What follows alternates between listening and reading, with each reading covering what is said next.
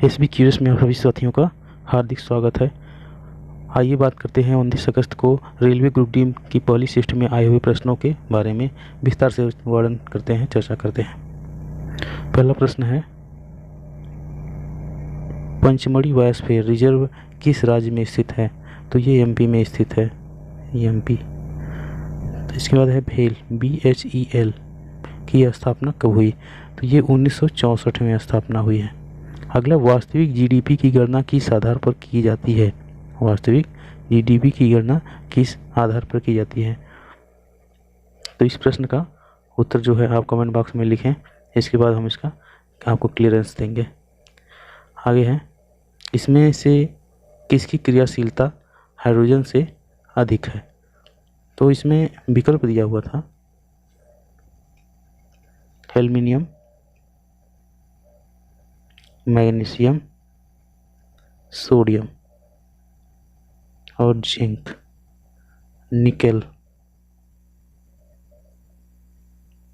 Potassium. ये था, ये क्रम था। तो इसमें सक्रियता का क्रम देखना था। तो इसमें अगर आप मेनलिप की आवर्त सारणी को ठीक से देखे हैं तो आप बिल्कुल इसको कर ले जाएंगे। ठीक है, ये विकल्प सही था। आगे चलते हैं।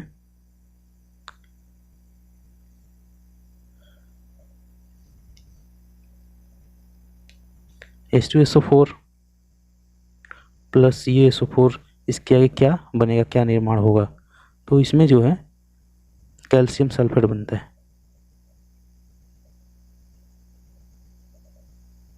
ये CaCO3 है,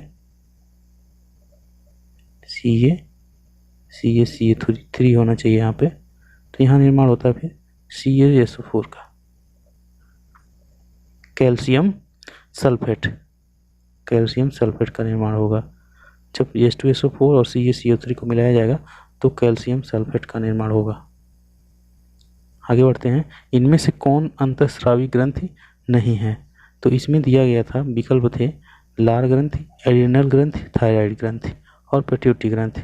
तो इसमें ये अंतःस्रावी कौन सी नहीं है? लार ग्रंथि। आगे है, शक्ति 200 वाट है और वोल्टेज 220 वोल्ट है, तो करंट कितना प्रभावित जो करंट रहेगा वो कितना बहेगा? तो जैसा आप जानते हैं, power is equal to V into I. तो यहाँ से I इक्वल टू हो जाएगा, I इक्वल टू P/V 200, जो कि आप पावर देख रहे हैं 220, 10/11। नेक्स्ट देखते हैं,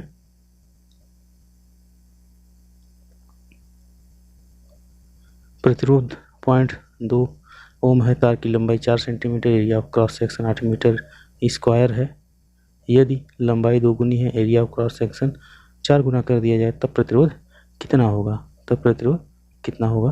तो इसमें जैसा कि आप जानते हैं, R इक्वल टू λ/A, ये होता है फार्मूला। तो इस पर आप सवाल को देखते हैं।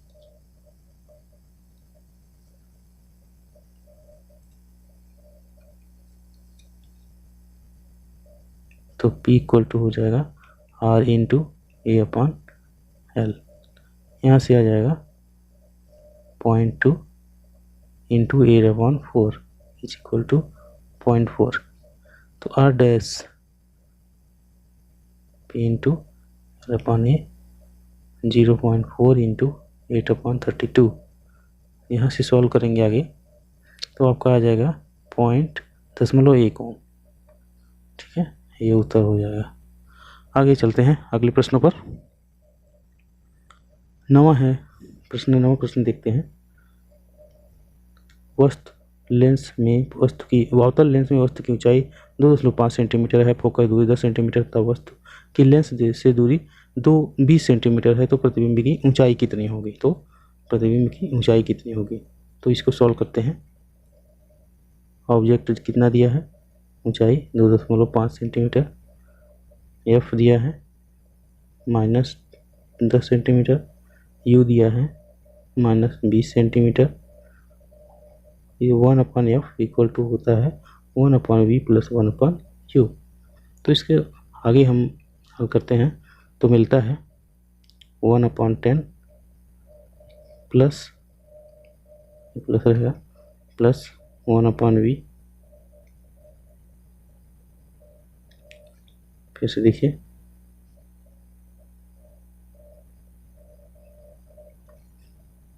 यहाँ जब मान रखेंगे ऋण 1/10 plus plus 1/20 equal to v। तो यहाँ आप जब देखेंगे तो -1/20 इज इक्वल टू 1/v, तो v इक्वल टू हो जाएगा -20 सेंटीमीटर। ठीक, आगे अब इसके आधार पे जब ये होता है m is equal to -v/u, तो m इज इक्वल टू हो जाएगा -20 इज इक्वल टू -20। तो यहाँ से आप देखेंगे कि ये 1 उगता है यहाँ पे। ठीक है, m का मान 1 आ जाएगा। अब होता है m is equal to i/2.5, तो i इज इक्वल टू हो जाएगा,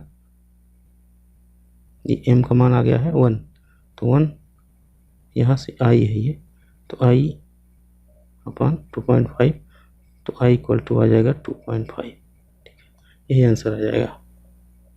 आगे नेक्स्ट चलते हैं।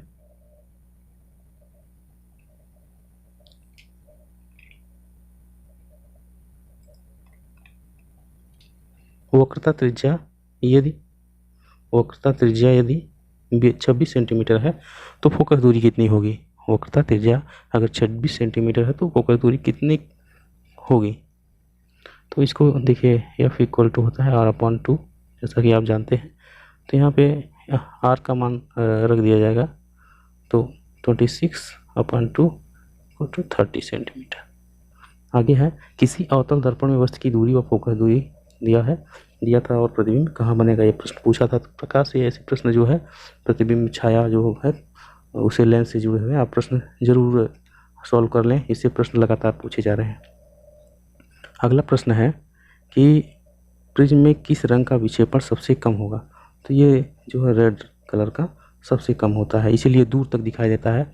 ये प्रश्न हम पूछता है क्योंकि ये रेलवे का एग्जाम है, तो उसमें पूछ सकता है कि जो सिग्नल होते हैं वो लाल रंग के क्यों बनाए जाते हैं, क्योंकि इसका जो है विक्षेपण, इसका प्रकीर्णन जो बहुत कम होता है, विकिरण बहुत कम होता है, इस वजह से ये दूर तक एक सीधी रेखा में जा सकता है।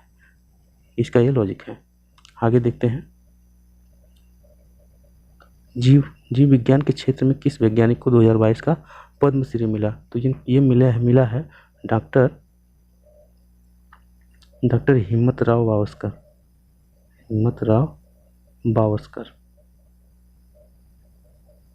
अगला डायबिटीज किसकी कमी की वजह से होता है। तो आप जानते हैं इंसुलिन की कमी से, इंसुलिन। अगला है नीति आयोग परमाणु मंत्रालय का अध्यक्ष कौन है या कौन होता है। तो ये हमारा प्रधानमंत्री जी हमारे होते हैं। ठीक है, आगे चलते हैं।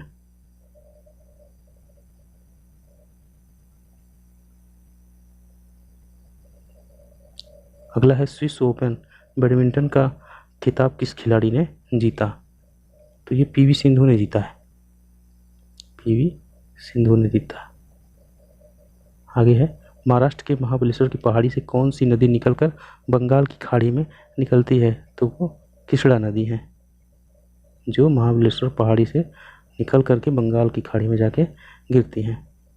अगला है 2021 ओलंपिक में सिल्वर मेडल किसे मिला, निम्न में से किसे मिला।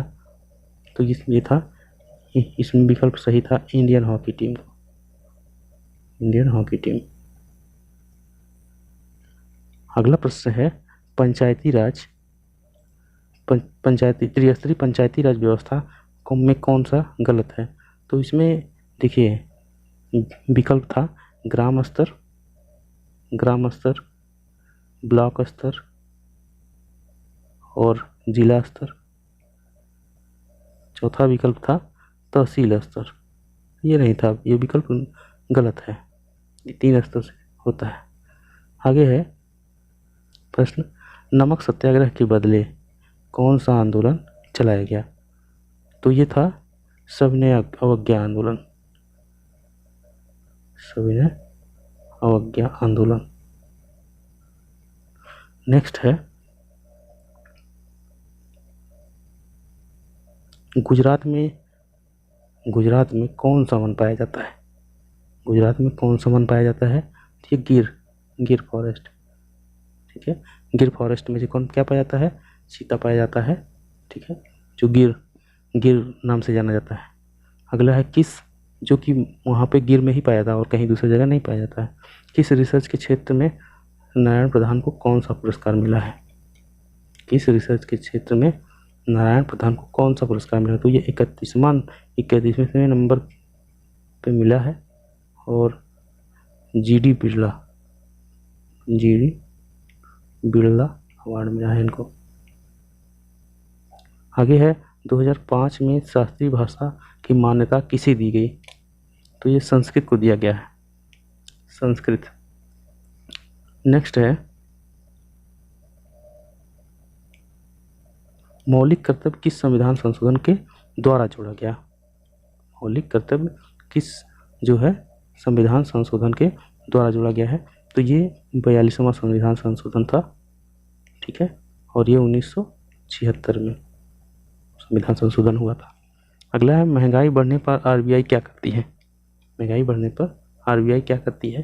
तो हम आपसे अपेक्षा करते हैं इसका उत्तर कमेंट में लिखें, ठीक है। इस पर हम फिर इसके बाद हम आपको इसका रिप्लाई करेंगे। हम इन प्रश्नों का जवाब इसलिए आपसे मांग रहे हैं ताकि आप ये भी जानें कि आपकी जो है क्षमता कितनी है, अभी आपको तैयारी में कहाँ जो है कमी कितनी रह गई है, ये आप जान पाएँ।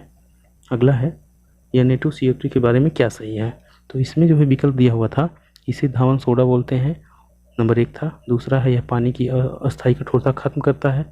तो ये विकल्प जो दोनों सही थे, ये और भी दोनों सही थे कि इसे धावन सोडा कहते हैं Na2CO3 को, और ये जो है पानी की अस्थायी कठोरता को दूर करता है।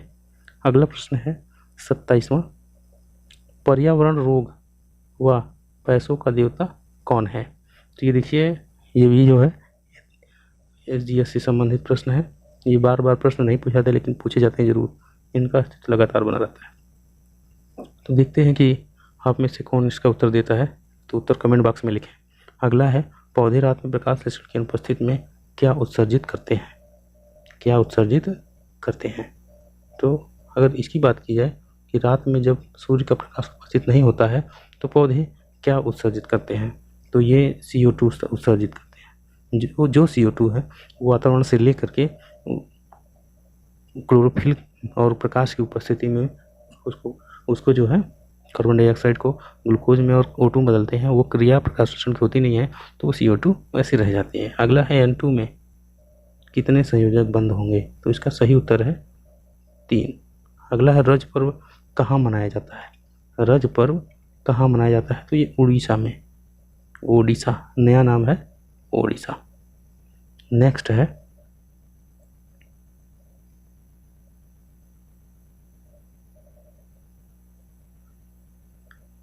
न्यूलैंड का अष्टक नियम कहाँ तक लागू होता है? तो ये कैल्शियम तक लागू होता है। अगला है अल्पसंख्यकों के लिए कौन सी योजना चलाई गई? अल्पसंख्यकों के लिए कौन सी योजना चलाई गई? तो ये इसके लिए इसमें विकल्प था सही, नई मंजिल। अगला है इनमें किनका प्रतिरोध सबसे अधिक होता है? तो इसमें था विकल्प टेरिलियम, विकल्प सही था। कंपोस्ट खाद किससे बनाया जाता है? कंपोस्ट खाद किससे बनाया जाता है? तो ये किचन वेस्ट से बनता है, किचन वेस्ट से। इसे किचन वेस्ट क्या है? जो फलों के कटे छटे भाग होते हैं, सब्जियों के छिलके होते हैं, इन सब चीज़ों से ये कंपोस्ट बनती है।